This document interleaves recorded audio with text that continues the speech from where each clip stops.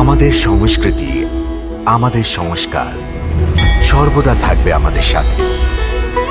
ভারতের মহান গ্রন্থ আর কাব্যের সম্পূর্ণ সংকলন।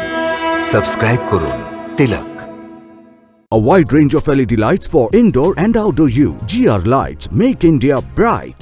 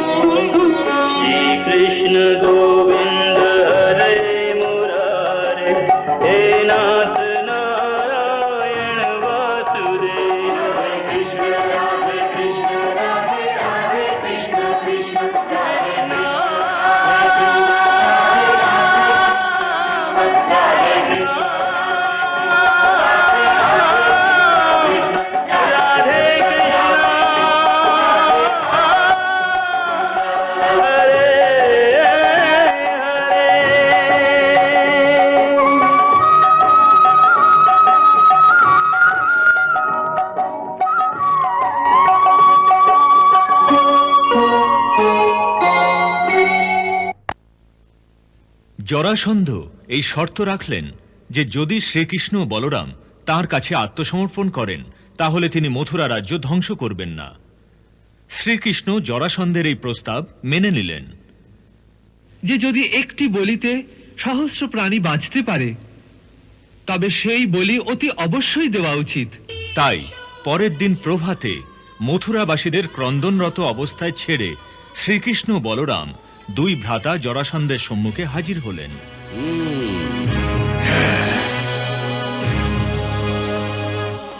জরাসন্ধ অতি প্রসন্ন হলেন, কারণ শত্রুরা আত্মসমর্পণ করতে এসেছেন। উত্তম কথা, উত্তম কথা, কিন্তু স্মরণ রেখো, স্মরণ রেখো, এই দুজনের ওপর আমি ব্যতি রেখে আর কেউ অস্ত্র তুলতে পারবে না। আমি নিজের হাতে দুজনের মস্তক ছিন্ন করব। কিন্তু আত্মসমর্পণের প্রাক্কালে শ্রীকৃষ্ণ আকাশের দিকে চেয়ে সংকেত করলেন। সংকেত প্রদানকালে দুজনের দৈব্যরথ এবং দৈব্য অস্ত্র আকাশ থেকে পতিত হয়।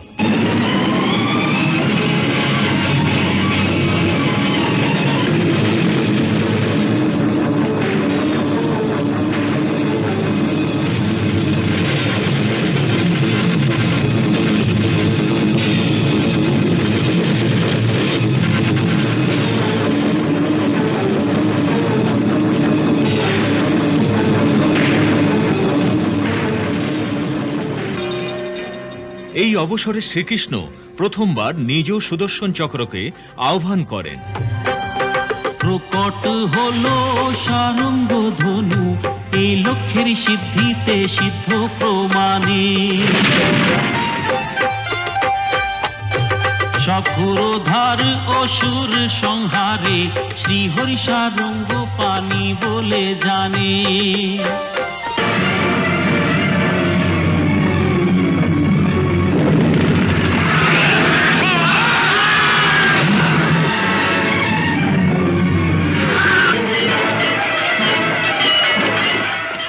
তারপর এক ভয়ানক যুদ্ধ শুরু হলো।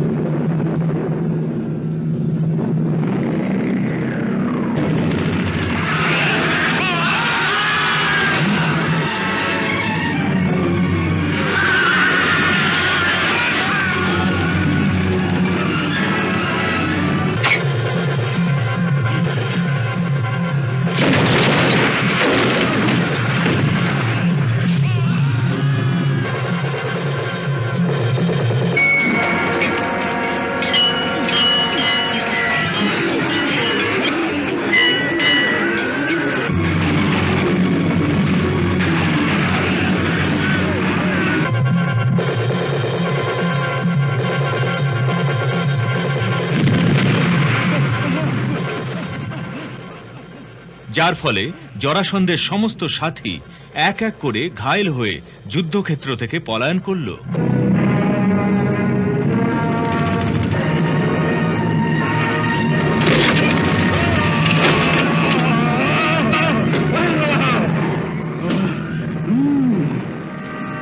আচ্ছা আচ্ছা, তো দেখ তো দেখ।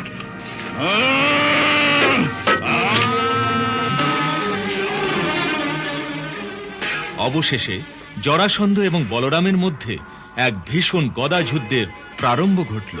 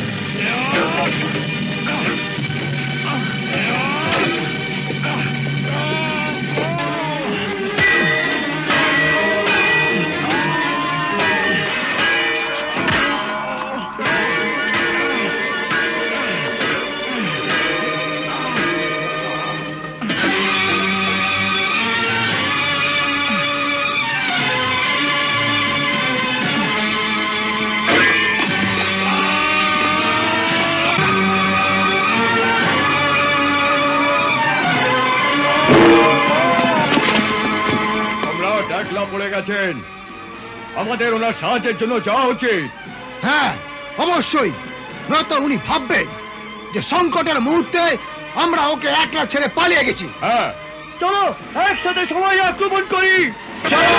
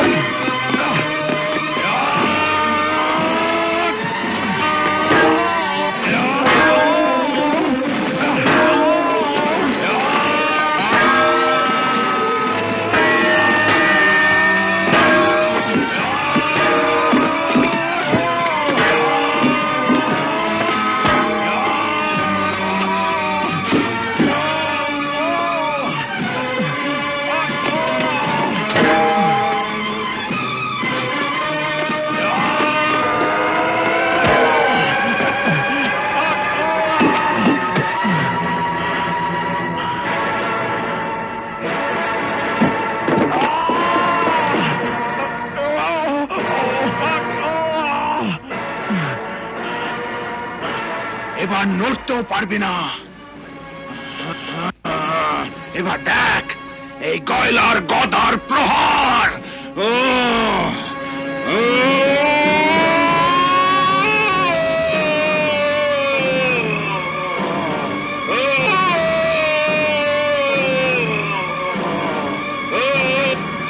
দাদা ভাই, ছেড়ে দাও দাদা ভাই। দাদা ভাই ছেড়ে দাও, দাদা ভাই ছেড়ে দাও। না দাদা ভাই, না, ছেড়ে দাও দাদা ভাই।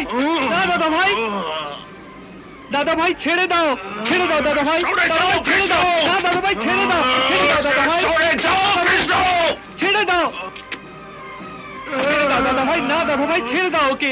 সরে যাও কানাই, না দাদা ভাই। আজ এই অহংকারীকে এক গয়লার শক্তি দেখতে দাও। না দাদা ভাই, না, না দাদা ভাই। এই বেচারা এই মুহূর্তে নিরস্ত্র, এই নিঃসহায় দাদা ভাই। না, আর এক নিরস্ত্র শত্রুকে আঘাত করা তোমার ন্যায় পরমবীরকে শোভা দেয় না দাদা ভাই। কৃষ্ণ, আমি বলিনি মাঝপথে হাত রোধ না করতে। কিন্তু দাদা ভাই, এমন নিরীহ প্রাণীকে বধ করা তোমার মতো বীরকে শোভা দেয় না। এই বেচারা সকল সেনা মারা গিয়েছে। এই সব সাথীরা একে একলা ছেড়ে দিয়ে ভয় ভীত হয়ে পালিয়ে গেছে। এমন নিঃসহায় অবস্থায় এর উপর দয়া করুন দাদা ভাই। না, এর উপর দয়া করো দাদা না, ভাই। ছেড়ে দাও একে। না। শান্ত হয়ে যাও দাদা ভাই, শান্ত হয়ে যাও, শান্ত হয়ে যাও দাদা ভাই।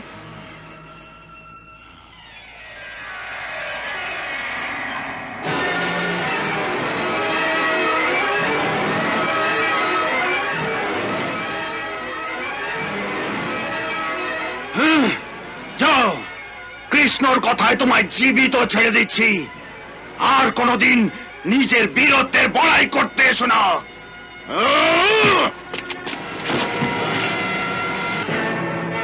ওঠো, ওঠো।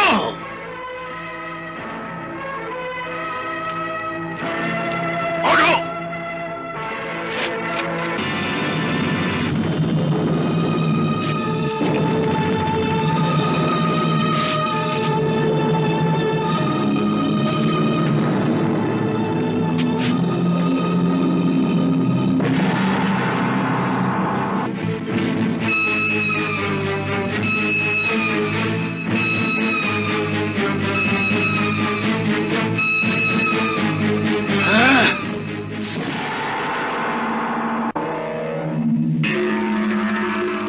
এক পরাজিত শত্রুকে ক্ষমা করা তোমার ন্যায় পরমবীরকেই শোভা দেয়। সেই জন্য শাস্ত্রও বলে ক্ষমা বীরস্য ভূষণম। মহারাজ জরাসন্ধ, যান, আপনার রাজধানীতে ফিরে যান। কিন্তু আপনার সারথি তো রথ ত্যাগ করে পালিয়ে গেছে।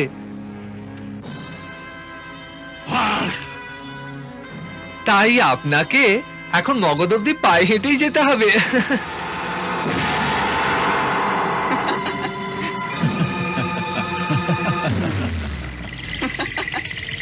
অক্রু কাকা। আজ্ঞা প্রভু। মহারাজের রথ খুব সুন্দর, একে মথুরায় নিয়ে যায় না কেন? নগরের বালকেরা এতে আরোহণ করলে বড় আনন্দ পাবে। যথা আজ্ঞা প্রভু।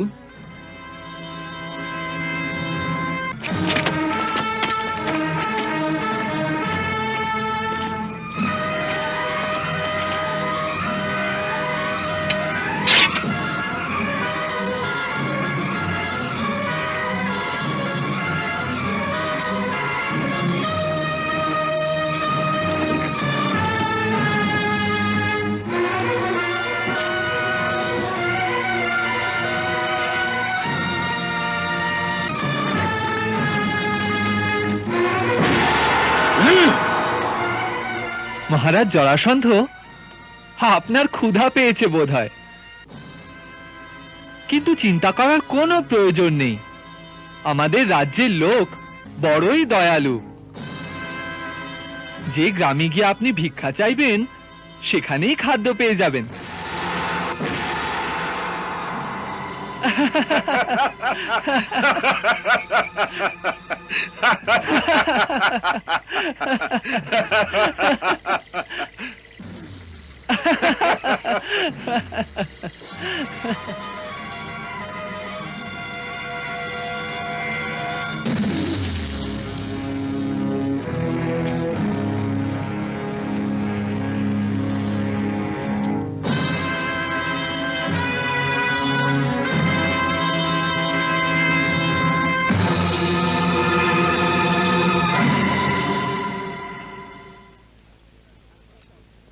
দাদা ভাই, হ্যাঁ এখনই রথগুলি ফেরত পাঠিয়ে দিই।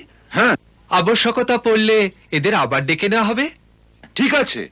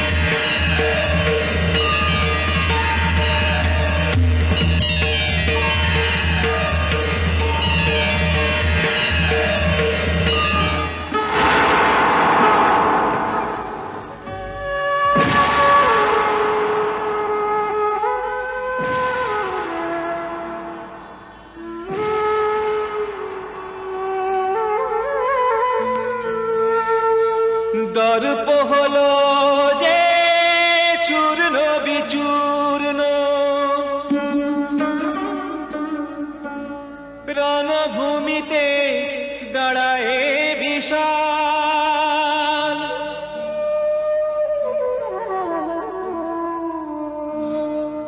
অপারগ অসহায় অসফল জরাসন্ধ, সর্বহারা যেন কাঙাল।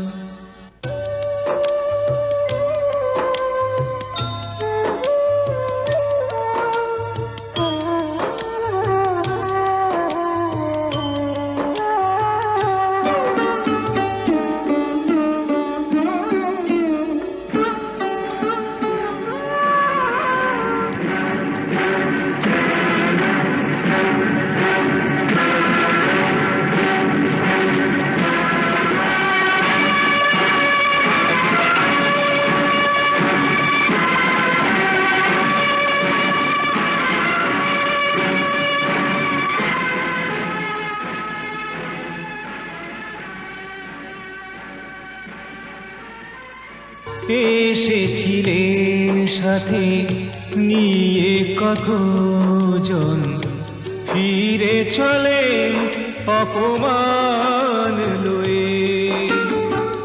ভগ্ন হৃদয়ে কুণ্ঠিত হয়ে তাপ দহন জ্বালা বুকে বয়ে। এসেছিলেন সাথে নিয়ে কতজন, ফিরে চলে অপমান লয়ে।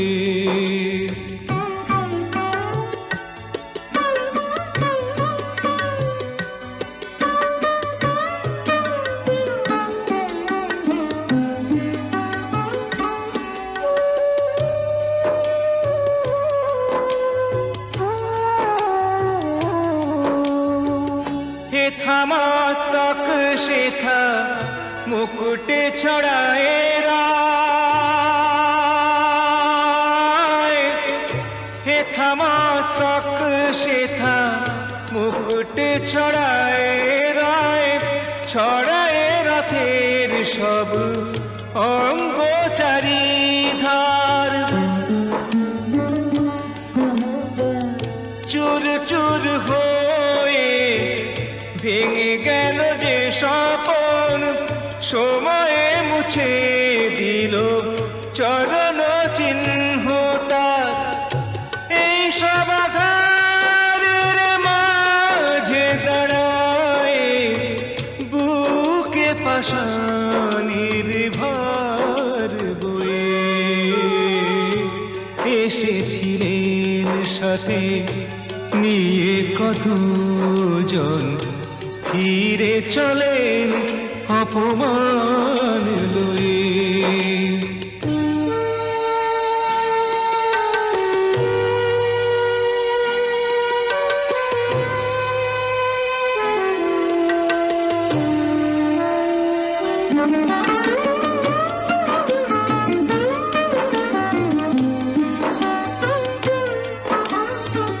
গর্ব খর্ব হলো, দম্ভ গেল না হায়। গর্ব খর্ব হলো, দম্ভ গেল না হায়।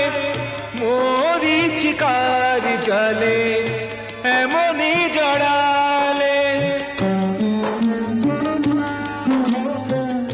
তোমার পথে তিনি এলেন সহজে, তার পথের দিশা তুমি যে হারালে। মুছে নাও সব পাপ কালিমা, প্রভুর পায়ে শরণ লয়ে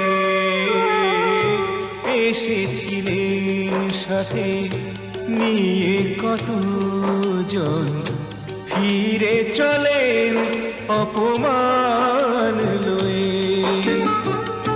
ভগ্ন হৃদয়ে কুণ্ঠিত হয়ে তাপ দহন জ্বালা বুকে বয়ে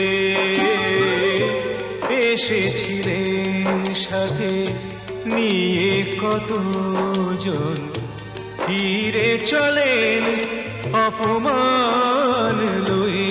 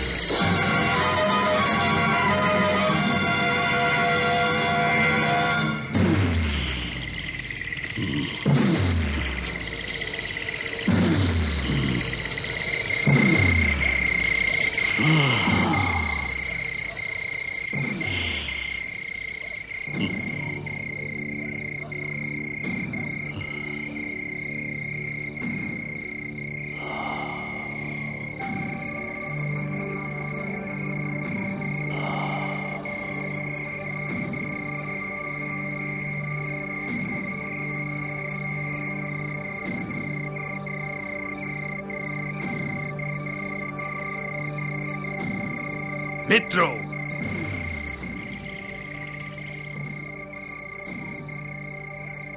ইতিহাস সাক্ষী আছে বড় বড় যোদ্ধাদের আর বড় বড় শূরবীরদের কতবার পরাজয়ের সম্মুখীন হতে হয়েছে।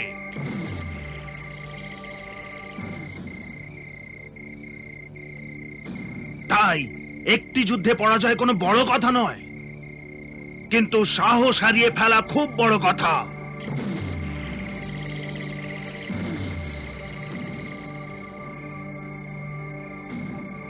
একবার যুদ্ধে হারার পর দ্বিতীয়বার বিজয় প্রাপ্তি হতেও পারে, কিন্তু সাহস হারাবার পর মানুষ সবকিছু হারায় মিত্র, সবকিছু হারায়।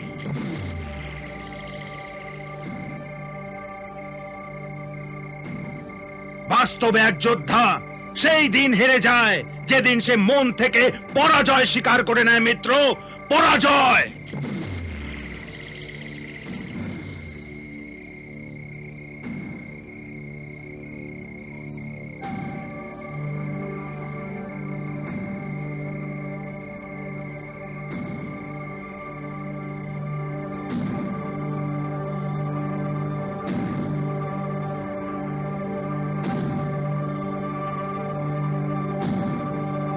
হারা আর জেতা প্রারব্ধের হাতে। কখনো ভাগ্য সাহায্য করে না, কখনো সময় বিপরীত হয়।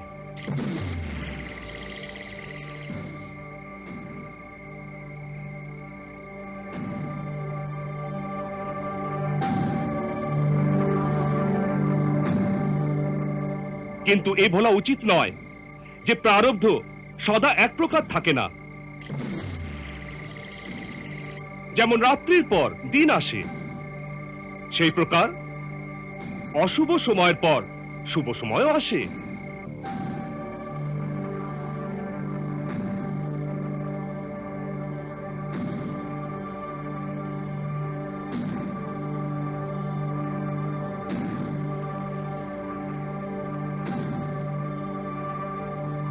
প্রারব্ধ আর ভাগ্য মানুষের আয়ত্তে নেই।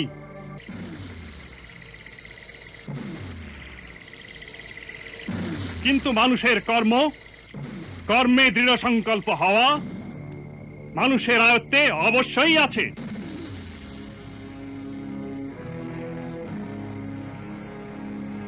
যে একটি পরাজয়ে অকর্মণ্য হয়ে যায় সে বীর হতে পারে না।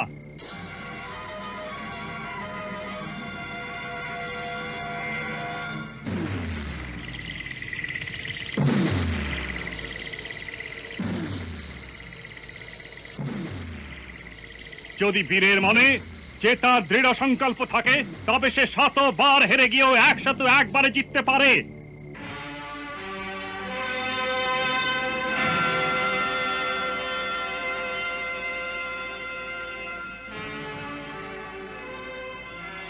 দুর্ভাগ্য আসে তো কাপুরুষের ন্যায় ভয়ে পালায় না, বরং সেই দুর্ভাগ্যকে সৌভাগ্যে পরিণত করতে দৃঢ় মনে কর্ম করে, সেটাই বীরত্বের চিহ্ন।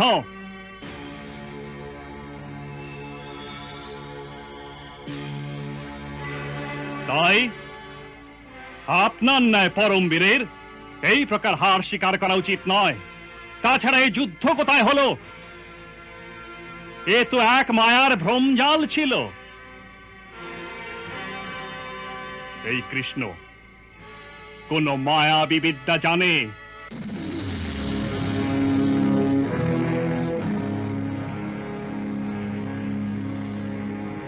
তাই আমাদের সাথে কিছু মায়াবী শক্তি রাখা উচিত, যা ওর মায়াকে নিষ্ফল করবে, আর তার ব্যবস্থাও হতে পারে।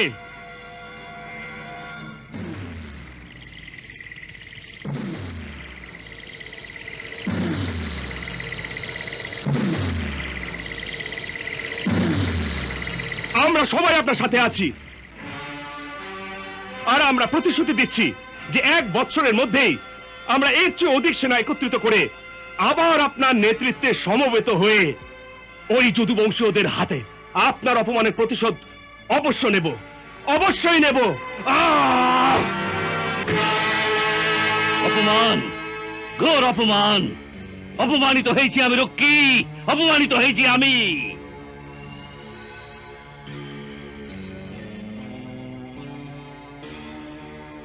অপমানের আঘাতকে সহ্য করা বড় কঠিন।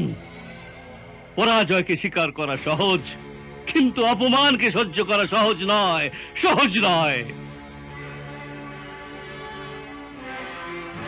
আজ ওই যুদ্ধে যদি আমার প্রাণ যেত তবে কোনো চিন্তা ছিল না, বীরের মৃত্যু প্রাপ্তি হতো।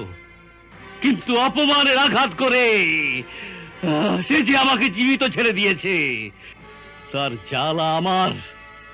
জ্বালা আমার অন্তরাত্মাকে এই প্রকার জ্বালাচ্ছে যে এখন বাঁচার ইচ্ছা নেই। বাঁচার ইচ্ছা নেই, আমার বাঁচার ইচ্ছা নেই।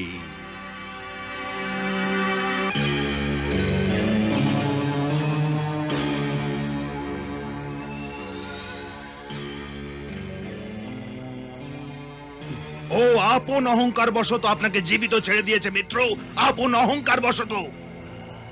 এটাই তার দুর্ভাগ্যের ইঙ্গিত। আর ওর এই দুর্ভাগ্য আমাদের জন্য সৌভাগ্য সিদ্ধ হবে, সৌভাগ্য। যদি আপনি না হতেন তবে আমরা ভেঙে পড়তাম মিত্র, ভেঙে পড়তাম। ভাগ্য আপনাকে এই জন্য জীবিত রেখেছে মিত্র, যাতে আপনার নেতৃত্বে আমরা ওই অহংকারী যদুবংশীদের সমূলে নাশ করতে পারি।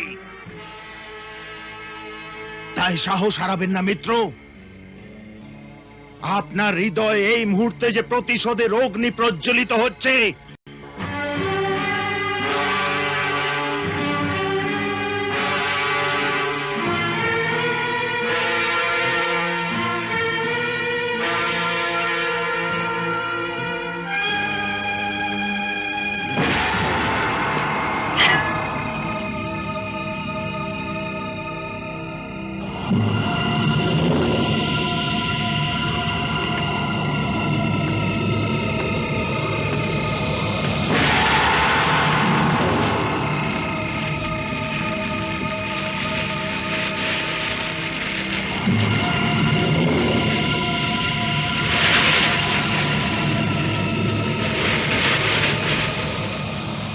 আমি এই অগ্নিকে সাক্ষী রেখে শপথ করছি যে আমার হৃদয়ের মধ্যে প্রজ্বলিত প্রতিশোধের অগ্নিকে ততক্ষণ নিভতে দেব না যতক্ষণ না কৃষ্ণ আর সমস্ত যাদব জাতির বিনাশ করে দিই, বিনাশ করে দিই।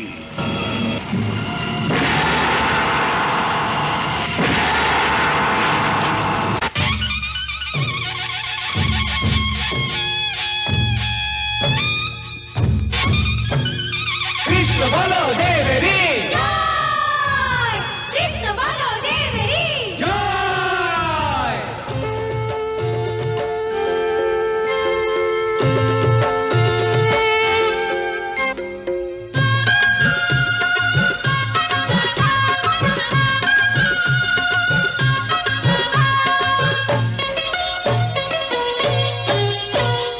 ढोलक बजाओ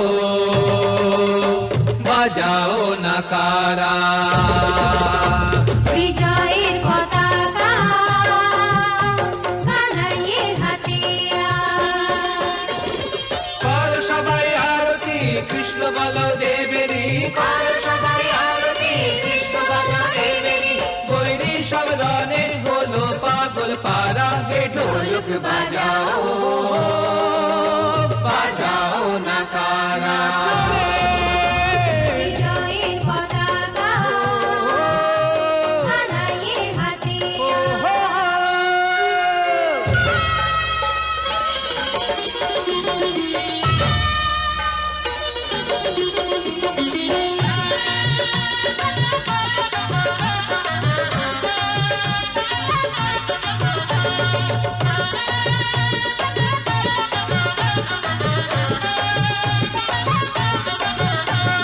কৃষ্ণ বলো দেবেরি জয়! কৃষ্ণ বলো দেবেরি জয়! চতুরঙ্গী সেনানত আজ আমাদের কুমারের সম্মুখে, আজ আমাদের কুমারের সম্মুখে বড় বড় যোদ্ধা শৈল না যে তাদের ভীষণ আঘাত প্রহারে, তাদের ভীষণ আঘাত প্রহারে দেখাতো সাহস জেহাদ ধরণী তলে পাপাত, দেখাতো সাহস জেহাদ ধরণী তলে পাপাত মনোবল ভৈরি দেরি নিমেষে যে কুপকার, মনোবল ভৈরি দেরি নিমেষে যে কুপকার ঢোলক বাজাও বাজাও নকারা বিজয়ের পতাকা কানাইয়ের হাতে কর সবাই আরতি কৃষ্ণ বলো দেবেরি কর সবাই আরতি কৃষ্ণ বলো দেবেরি ढोलक बजाओ बजाओ नकारा বিজয়ের পতাকা কানাইয়ের হাতে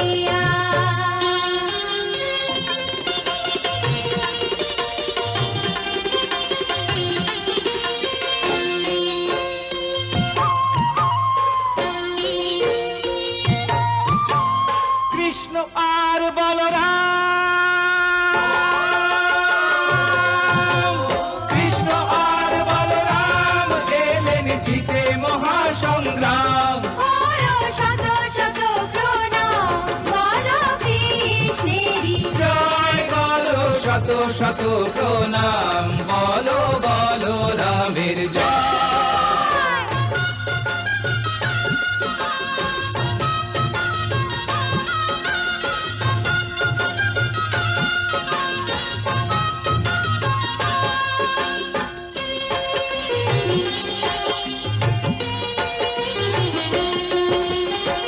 প্রবল প্রতাপী রণ কৌশল যে দেখালে গদার সুদর্শনে রূপেরই মহিমা দেখালে জরাসন্ধ অতিমানী জরাসন্ধ অতিমানির রণে হলো সম্মান হানি মুক্তি পেল ত্রিপুরান্তানির বলো কৃষ্ণেরই জয় মুক্তি পেল রাজধানীর বলো বলো রামের যুগ জয় যুগ জিও তোমরা বীর বীর বীর যুগ যুগ জিও তোমরা বীর বীর বীর ফুলের মান তোমরা বাঁচালে সবার প্রাণ তোমরা বাঁচালে দাঁড়ায় বীর দর্পে মোরা সবার শির শির শির যুগ যুগ জিও তোমরা বীর বীর বীর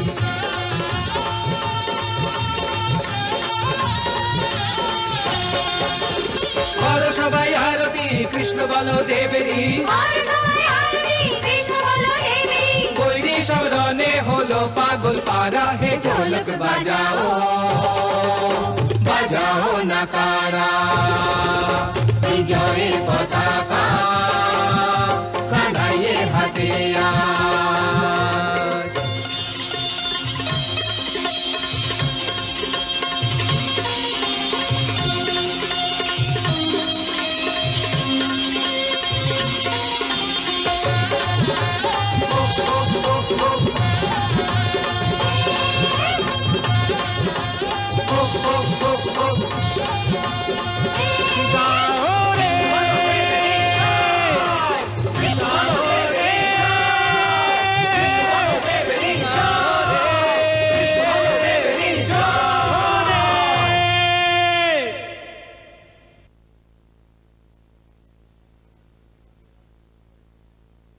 মথুরার যুদ্ধ এই সিদ্ধ করে দিয়েছে যে বিজয় সর্বদা ধর্মেরই হয়,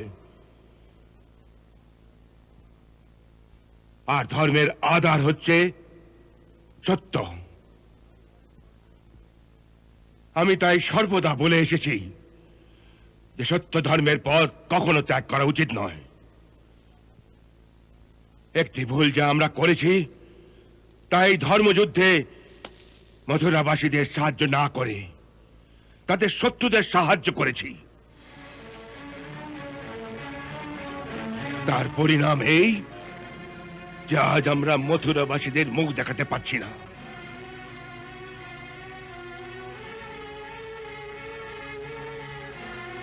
তাতশ্রী, আমরা তো জরাসন্ধকে কোনো সাহায্য করিনি, তবে আপনি এ কথা কি করে বলছেন? মহারাজ ধৃতরাষ্ট্র, সত্যের তুলাদণ্ডে মানুষের নিয়তি ওজন করা হয়, তার শারীরিক কর্ম নয়। আপনি আপনার হৃদয়কে প্রশ্ন করুন, তারপর বলুন যে যাদবদের সাহায্য না করায় আপনার আসল ইচ্ছা কি ছিল। আপনি কি চাননি যাদবরা পরাজিত হোক?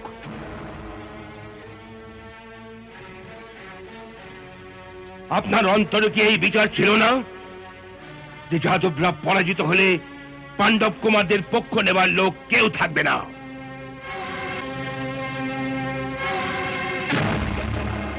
তারপর যখন ইচ্ছা বিনা দ্বিধায় আপনার পুত্র দুর্যোধনকে যুবরাজ ঘোষিত করতে পারবেন।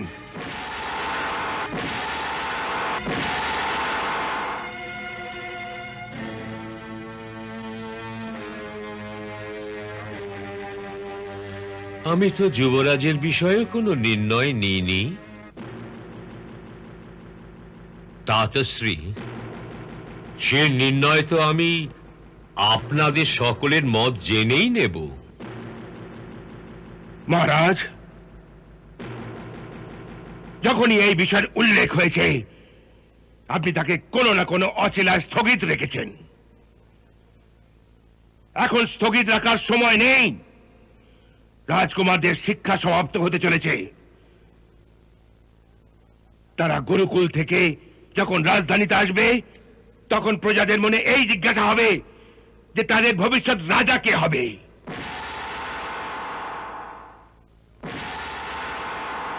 তাই এই বিষয়ে আমার পরামর্শ এই যে সবকিছু হারাবার পূর্বে উচিত এই হবে যে কুমার যুধিষ্ঠিরকে আপনি আপনার যুবরাজ বলে ঘোষণা করে দিন।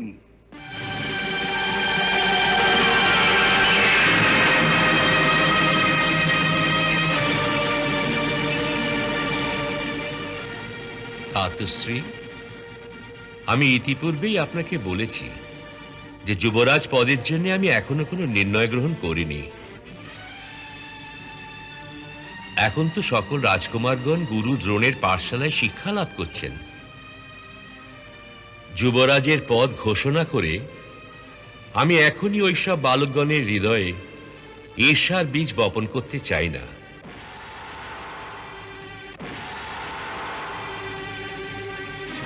ওদের প্রাপ্ত বয়স্ক হতে দিন, শিক্ষা সমাপ্ত করতে দিন।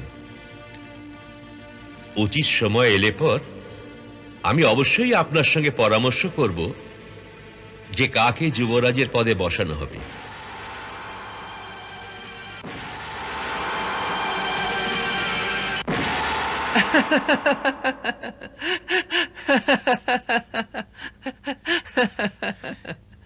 কি কারণে এত হাসছো? মহারাজ ধৃতরাষ্ট্রের চাতুর্যের কারণে, যে কিভাবে যুধিষ্ঠিরকে যুবরাজ পদে অধিষ্ঠিত করার কথাকে উনি কোনো অজুহাতে প্রতিবার এড়িয়ে যাচ্ছেন। এই আশায় যে নিশ্চয়ই কিছুকাল পরে এমন কোনো উপায় দৃষ্ট হবে যাতে ওর পুত্র দুর্যোধন রাজা হতে পারে। এরকম কোনো সম্ভাবনা আছে কি ওর?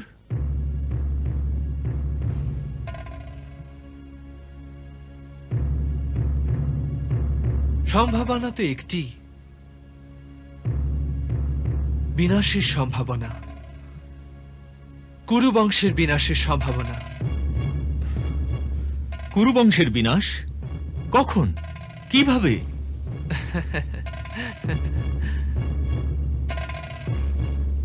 সে সময় আসতে এখনো অনেক দেরি দাদা ভাই, এখনই সে চিন্তার প্রয়োজন নেই। তাহলে কি জরাসন্ধের চিন্তা করব? না দাদা ভাই, তারও আবশ্যকতা নেই। কারণ এখন জরাসন্ধ 1 বৎসর কাল প্রত্যাবর্তন করবেন না। এই জন্য ভাগ্যচক্রের প্রতি দৃষ্টি রাখো আর আনন্দ করো। কৃষ্ণ